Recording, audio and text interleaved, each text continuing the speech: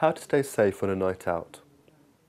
Hi and welcome to Videojug. I'm Farhan from the City Lampley Trust, a charity devoted to help people live safer lives. Today I'm going to be talking to you about how to stay safe on a night out. Step 1. Plan. If you are going on a night out, it's a good idea to plan what you're going to do before you go. This may involve looking at timetables, checking what route you're going to take in terms of the public transport, whether you're going to book a taxi, and how long it perhaps is going to take. It's a good idea to really have your mobile phone. This should be charged and have credit on it in case you need to use it in an emergency. Also, you should have some cash on you in case you need to pay for a taxi or get some public transport or even make a phone call from a payphone.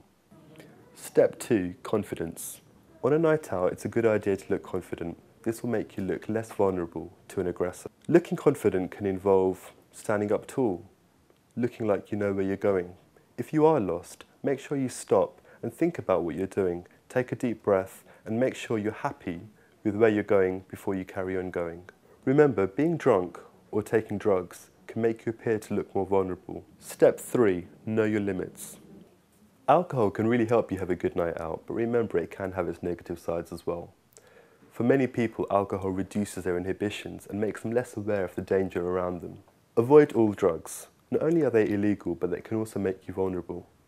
Mixing alcohol with drugs can also be a lethal combination. Set a limit on how much you should drink and stick to it. Step 4. Be aware. On many occasions on a night out, you may be offered a drink from a stranger. Is that a good idea? If so, you should always watch your drink being poured and make sure you know what it is you're drinking. Step 5. Threatening situations. On a night out, if you feel that you're in a potentially aggressive situation, the best way you can respond to that is in an assertive and non-aggressive manner.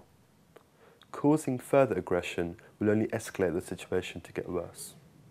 If the situation you are in escalates, the best thing you can do at that moment is shout for help. Make someone aware that you are in trouble.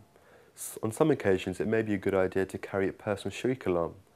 These can help to disorientate your aggressor so that you can get out of that situation as quickly as possible. Step 6. Ending the night. On a night out, avoid inviting someone you've just met back to your house or going back to theirs. If you do, make sure you imply that there's somebody at home waiting for you. Step 7. Travelling home. At the end of the night, when you're travelling home, it's a good idea to perhaps go home with a friend. This will make you feel more confident and a bit more secure in your journey. Try and stick to well-lit areas, somewhere where there's perhaps people around or shops, and if you need to call for help, you can. It's a good idea to take a route that you are aware of and are familiar with.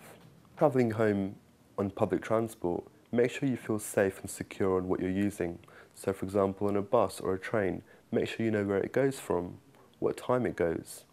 Try not to use unlicensed cabs. It's always a good idea to check for a license certificate and use a taxi that you've actually called for rather than accepting a lift from an unknown stranger.